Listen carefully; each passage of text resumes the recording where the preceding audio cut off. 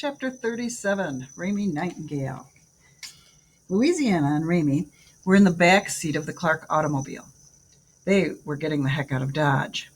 According to Louisiana's grandmother, the authorities were on a rampage, and it would be a good idea for Louisiana to be far, far away from the Elefante homestead.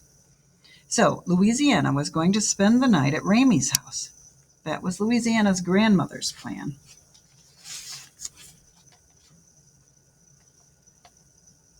At midnight, Beverly Topinski was going to come to Raymie's house, and the three of them, the three rancheros, were going to break into Building 10 and set free a dead cat.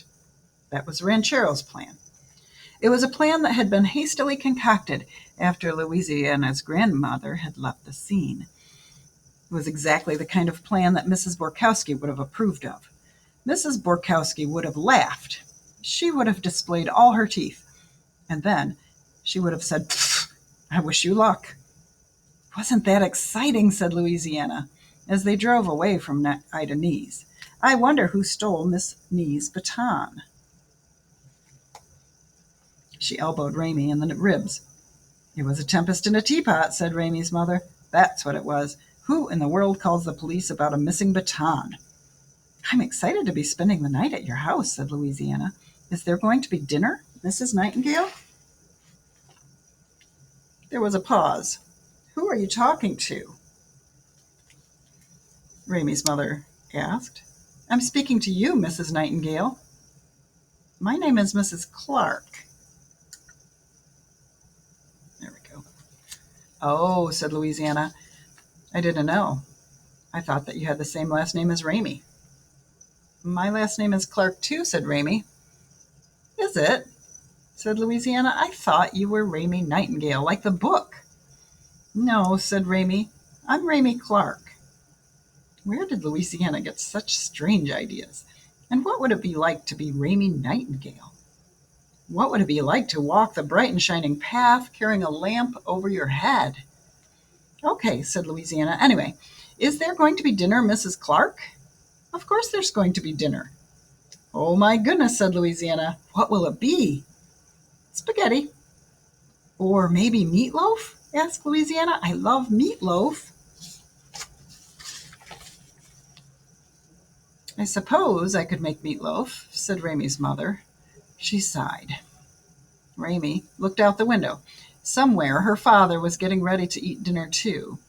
She thought about him sitting in the booth at the diner with Leanne Dickerson, holding a menu and smoking his cigarette. She watched Leanne Dickerson reach forward and put her hand on her father's arm. She watched the smoke from her father's cigarette curl up to the ceiling, and suddenly she knew. Her father was not coming back. He was never coming back. "Oof," said Raymie. Her soul shriveled. It felt like someone had punched her in the stomach. "What did you say?" asked Louisiana. "Nothing," said Raymie. "Maybe after dinner we can read aloud from the Nightingale book," said Louisiana. "Granny always reads to me at night." "Sure," said Raymie. At dinner, Raymie's mother watched in astonishment as Louisiana consumed 4 entire pieces of meatloaf and all her green beans. The three of them sat at the dining room table underneath the small chandelier. Louisiana said, "We have a chandelier too, but right now we can't light it up because of the electricity issue. It's nice to have some light. Also, I like this table. This is a very big table." "Yes," said Raymie's mother, "it is." "You could fit a lot of people around this table," said Louisiana. "I suppose so," said Raymie's mother. And then they were all silent. Raymie could hear the sunburst clock in the kitchen ticking slowly, methodically. "Your mother is a very good cook," said Louisiana when dinner was over, and they were in Raymie's room with the door closed. "But she doesn't talk very much, does she?" "No," said Raymie, "I guess not." She stared up at the light on the ceiling. A moth was fluttering around it hopefully.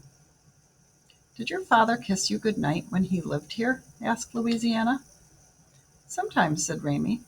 She didn't want to think about her father anymore. She didn't want to remember him bending over and kissing her forehead or putting his hand on her shoulder. She didn't want to remember him smiling at her.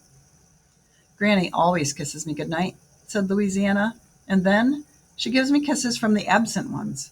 That's my mother and my father and my grandfather. I get 4 kisses. Louisiana sighed. She looked out the window. There's no one to kiss you good night in the county home. At least that's what I hear. Do you want to read aloud from Florence Nightingale book now? Okay, said Raymie. I'll go first, said Louisiana. She picked up the book and opened it to the middle and read a single sentence. Florence was lonely. And then she shut the book and opened it again and read a line from page 3. Florence wanted to help.